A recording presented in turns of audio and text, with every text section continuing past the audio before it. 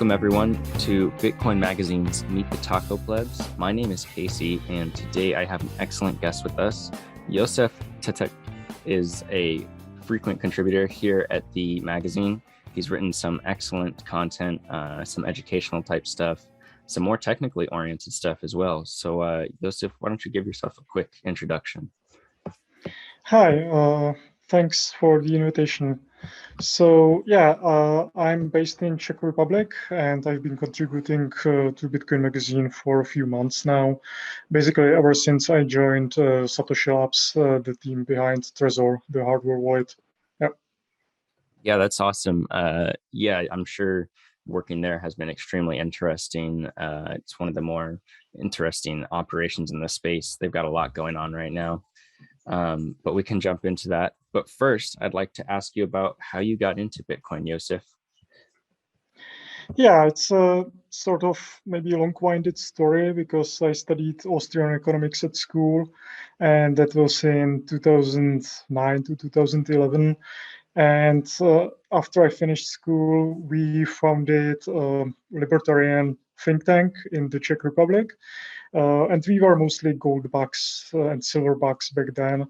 We heard about Bitcoin. It was discussed among libertarians and Austrian economists on American Mises Institute, for example, but it was mostly dismissive at first. And I remember the bubble when Bitcoin went to $30 and then fell to $2. And we were like, some Austrian economists were thinking, this is it for Bitcoin, it's dead. Let's go back to just discussing what matters, which is gold. But Bitcoin didn't seem to want to die, because in 2013, I witnessed Mt. Gox and Silk Road going down, and Bitcoin still didn't die. And around 2015, I finally understood it's not going away anytime soon. And Bitcoin is basically what gold bucks wanted all the time, like a true free market money. So yeah. I got then lured into shitcoins 2017-18, and in 2020 I wrote a book in Czech called Bitcoin: The Separation of Money and State, and I basically sort of convinced myself, writing this book, that Bitcoin is the only thing that truly matters.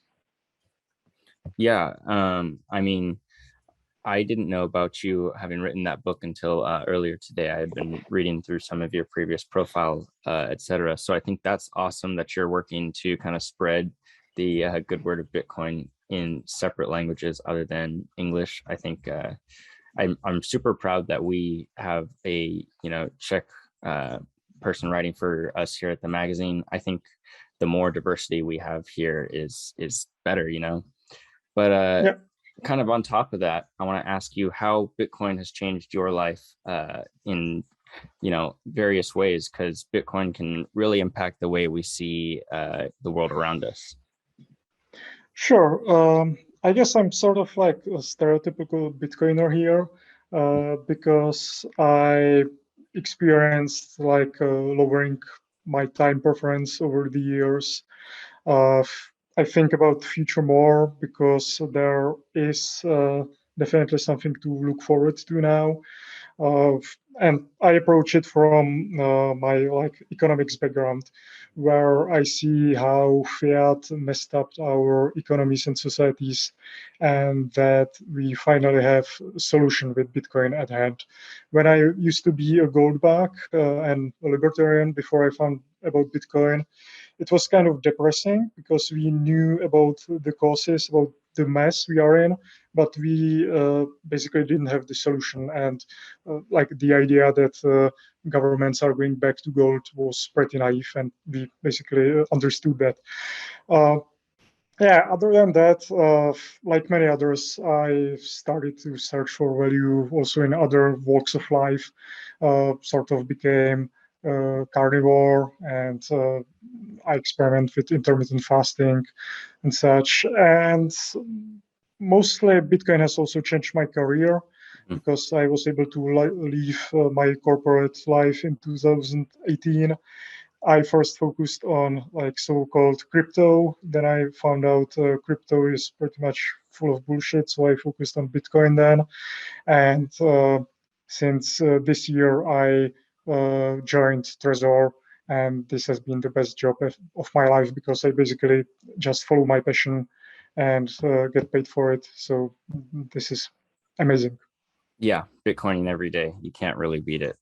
It feels Yeah. great to contribute to something that you care about so much. And I think you have a really interesting perspective because unlike most people who kind of go to Austrian economics through Bitcoin, you came to Bitcoin through Austrian economics. And it's kind of the reverse of what a lot of new Bitcoiners experience as they go down the rabbit hole. And Austrian economics is such a incredibly, you know,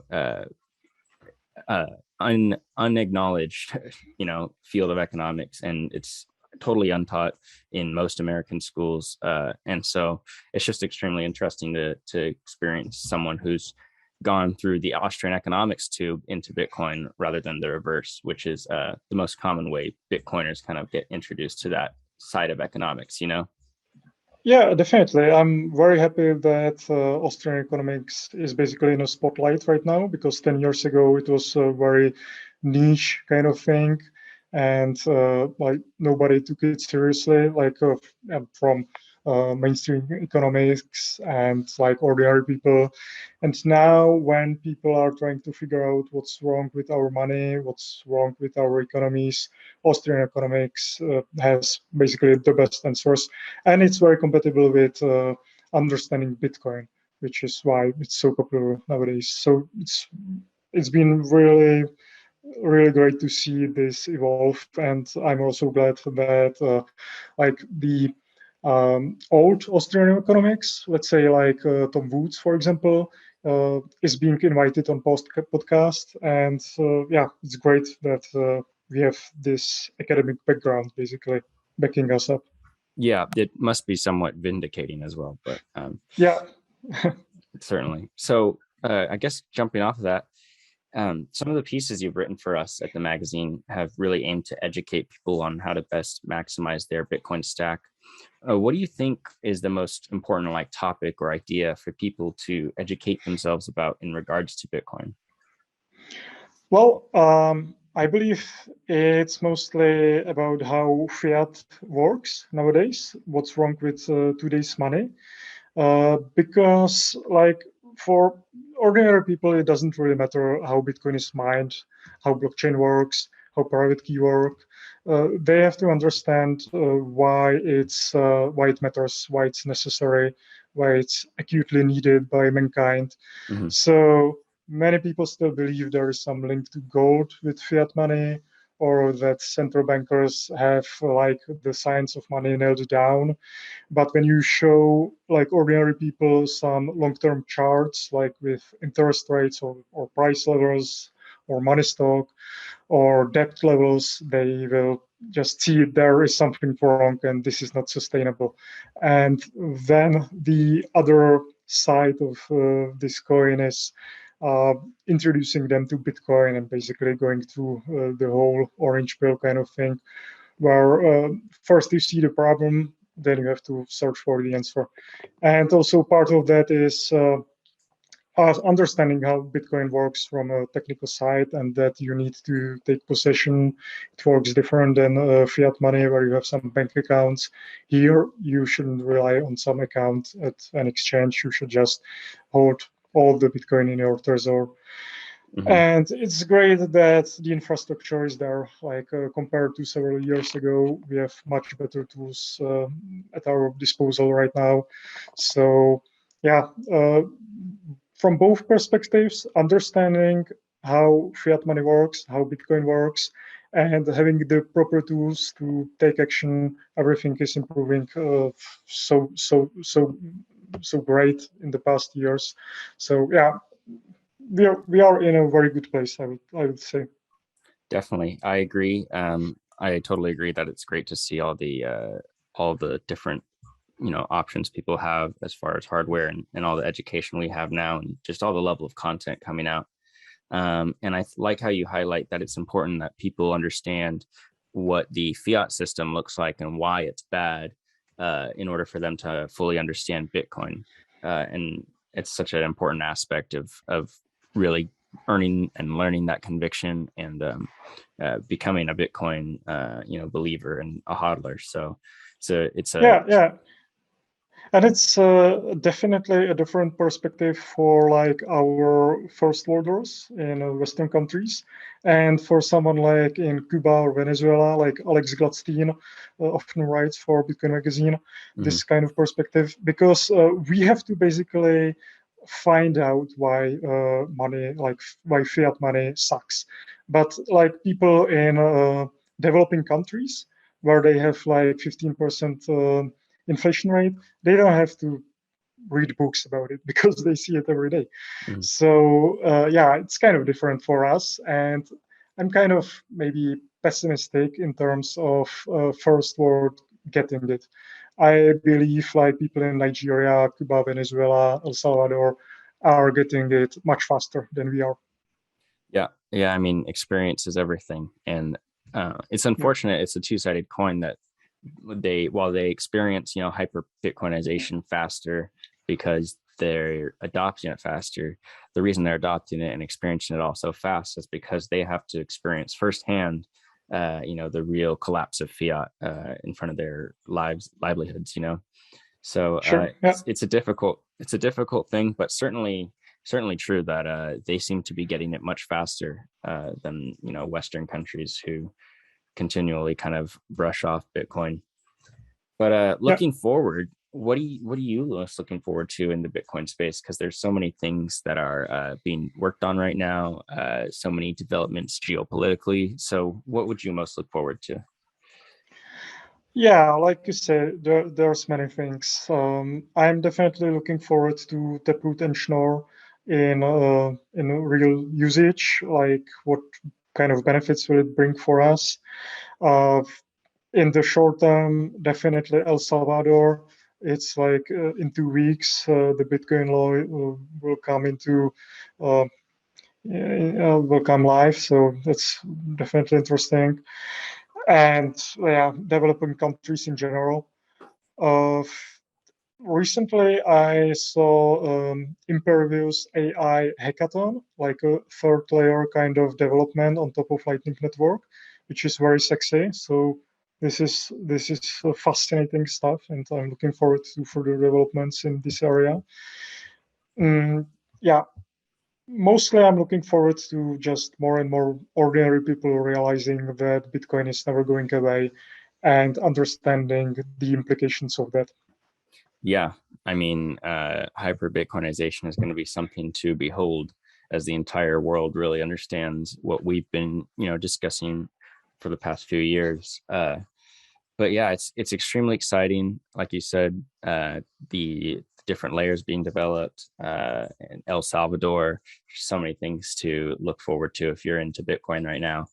Uh, to wrap it all up, I always like to ask this question, Josef. Let's get a little bit bullish. What would your price prediction be for the end of this year and for the end of 2030? Sure. So let me preface my answer with this. In the short term, I believe we are usually too optimistic, and in the long term, we are too pessimistic.